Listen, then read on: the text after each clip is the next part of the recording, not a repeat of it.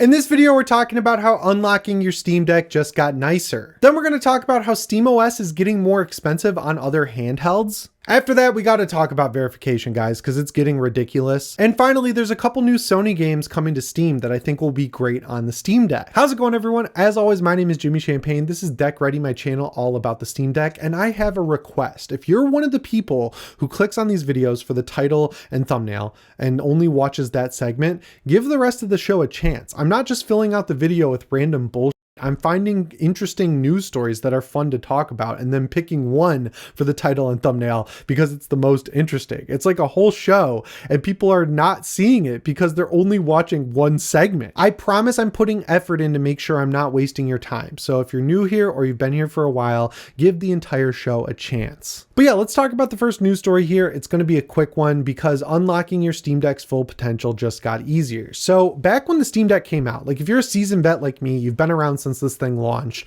you needed to use Proton GE a lot more often than you do now, which is great. I'll talk about that a little bit in a sec. But if you don't know what Proton GE is, basically like it's one guy making Proton Glorious Egg Roll, and he doesn't have to go through all the effort that Valve does to get licenses for a lot of the DLLs and other files and features that get packed into Proton, which means Proton GE can be updated quicker with more features. So when a game would come out, if it didn't work right on the Steam Deck because of Proton, you could just use the latest Proton GE and like 9 times out of 10, it would just work fine with that version of Proton. So it is a really cool feature. Valve has just gotten better at making sure games have updated Proton versions before they even launch. So I'd say unless you're playing older experiences on the Steam Deck, you don't really need it all that often. But the app you use to get it, if you're new to the Steam Deck, is Proton Up QT. That's also developed by one person. And the biggest problem with it up until now is that the text was extremely small and hard to read.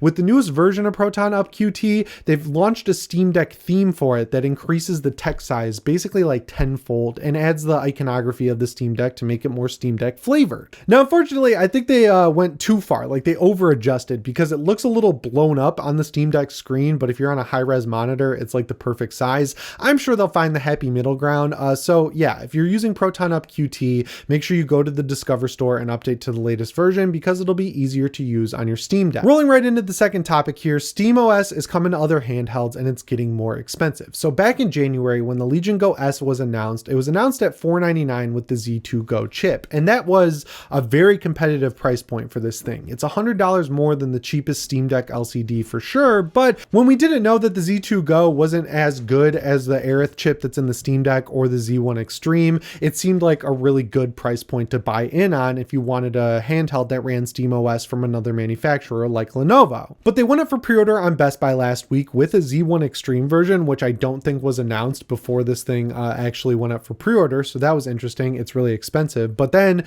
the Z2 Go version is actually $549 instead of $499. So The Verge reached out to Lenovo and was like, what the fuck, guys? Is it $500 or $550? And they were like, oh no, it's $550. We didn't announce it in the past 2 months. So yeah, when you get this thing on May 25th, it's going to be $550. $50 isn't an incredible price increase by any means, but like that's the price of Atomfall, the latest budget game from Rebellion, or, you know, a few real budget games, as you guys like to call them, that cost $5 or $6. Those add up to $50 quick. So knowing that the Z2 Go isn't as good as even the Aerith chip in the Steam Deck, and it's not anywhere close to the Z1 Extreme, I don't think it's worth it at $500. I don't think it's worth it at $550. And that's a bummer because as much as I want the Steam Deck to stay ahead of the Legion Go S and the Legion Go and the ROG Ally, I want the SteamOS versions of these things to be worth buying because that chips away at the dominance of Windows in PC gaming. Like that could get us back to the point where we're getting native Linux ports again, where we don't have to worry about Proton and maybe we'll get better performance. Like I want SteamOS to do well in the long run because also that will get us to the future where we get the revival of Steam machines like the Alienware ones back in the day, but they'll actually be good now because they can play every game regardless of if it has a Linux Linux port or not. I'm sure this has something to do with the tariffs on imported parts or something. I don't know what the reason is, but yeah, if you were hoping to get a Legion Go S and you saw the price increase, unfortunately, it's not a mistake on Best Buy's part and it is official. So that's kind of a bummer. Speaking of bummers though, we got to talk about verified status. Well, this is like 50-50 bummer, 50-50 good, 50-50 bummer. So Spider-Man 2 came out in February on PC and it was verified at launch. Like Sony's got some sweet deal with Valve where all of their games for some reason are verified at launch regardless of if they should be or not. Spider-Man 2 is a case where it should not have been. That game does not run good on high-end PCs. It does not run good on the Steam Deck. You have to download potato patches. You have to use 3.1 with frame generation to get playable status, and they marked it as verified. Well, that verified status has been stripped because it doesn't work out of the box with the settings that Insomniac and Nixes provide, so that's been stripped of its verified status. That's good. The Last of Us 2 is coming out very soon on April 3rd, and that one got verified right before it came out, and at first I was a little bit worried about that because going back to The Last of Us Part 1, that was verified at launch. That was an Iron Galaxy port, and like, I'm going to be mean here. It was dog shit. Like, it didn't just run bad on the Steam Deck. It ran like crap on my 4090 PC. The shader compilation didn't work. It stuttered like crazy. And like the graphics just didn't look good. And then they eventually fixed it. But The Last of Us Part 2 is not developed by Iron Galaxy. It's developed by Nixes, who generally does a good job with these ports. So when you also look at the specs needing less of a CPU than The Last of Us Part 1, I think there is a shot that this game might run okay on the Steam Deck at medium or low settings, which would put it in line with the original PS4 release at 30 FPS, and I think that's good. I've said it 5,000 times, I'll say it 5,000 more. They got to redo the verification process. Like, we're going to talk about Patapon in a second. That's marked playable.